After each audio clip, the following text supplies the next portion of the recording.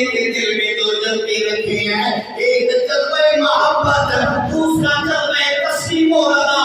ہمارے جذبہ محبت کے تسلیم کا مستحق بھی ہے، یعنی اگر جذبہ محبت پورا کرنا چاہتے ہو تو محبت اپنے نبی سے کرو، محبت اپنے رب سے کرو۔ بولو کس سے؟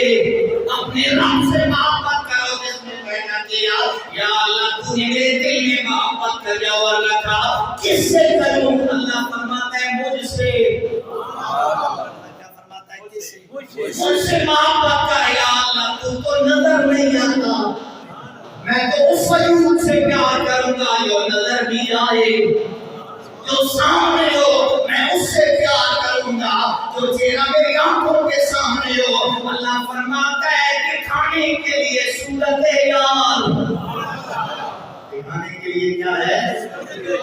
صورت یار سامنے فرما دیا ہے، میرے یار کو دیکھ لے۔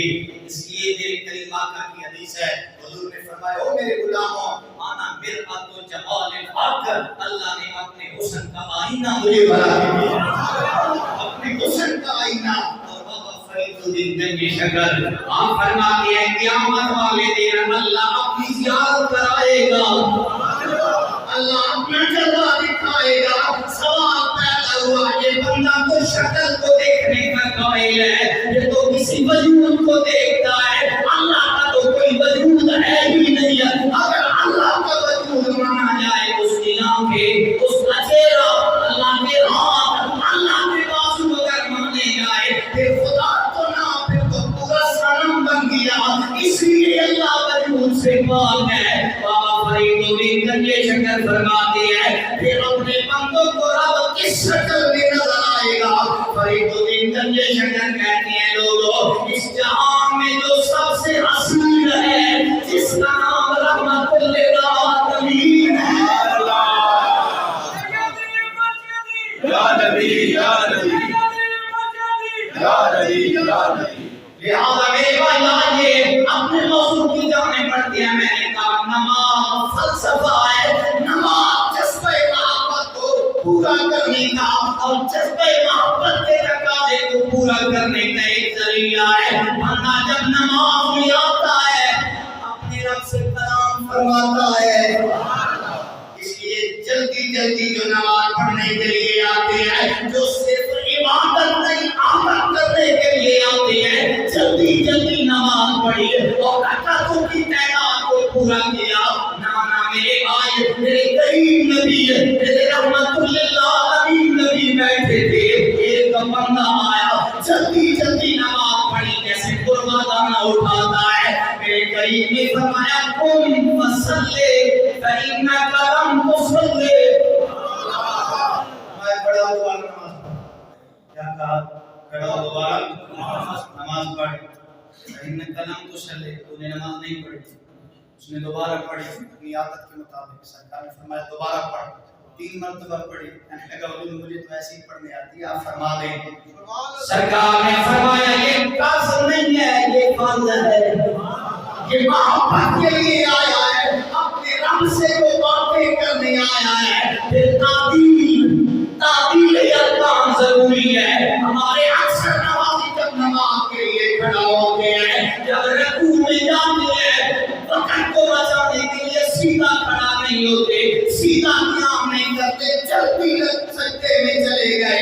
یہ جلدی نہ کیا کرو، جس طرح پورے اعضاء کو سیدھا کھڑا ہوا کرو، تعدیل ارکان پورے کرو گے، یعنی سکون سے اطمینان سے نماز پڑھو گے، تب نماز ادا ہوگی۔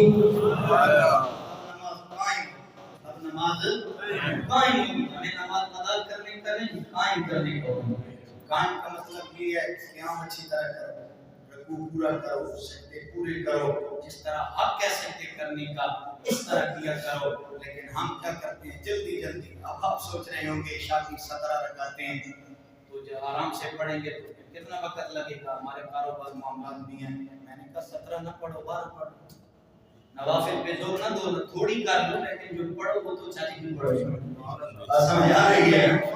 ہماری اصل میں مسئلہ یہ ہے ہم مقدار دیکھتے ہیں، ہم رکعات کی زیادتی دیکھتے ہیں۔ میں نے پوری 17 پڑھنی ہے، میں نے 100 نوافل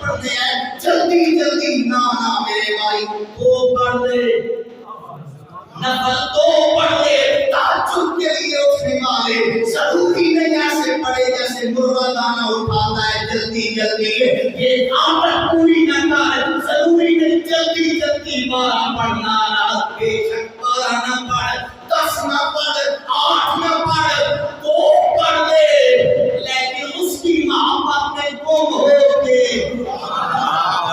کیوں دیکھ میرا رب میرے سامنے نظر آ رہا ہے اپنے رب کو۔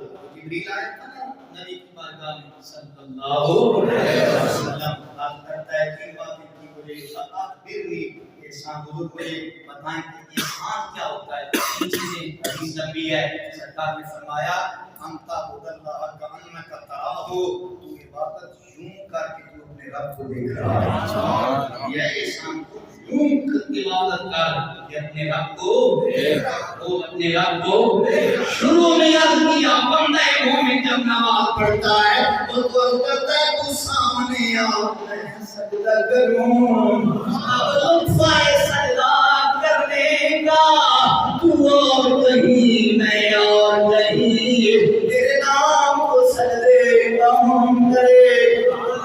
اللہ کے بندوں کی عادت ہوتی ہے امام محمد باقر حسنی حسینی سید، امام جعفر صادق کے والد گرامی، امام زین العابدین کے لفظ جگر نور نظر، امام محمد باقر سے پوچھا گیا رب کی بارگاہ میں سجدہ جو کرتے ہو کبھی وہ رب نظر بھی آیا ہے؟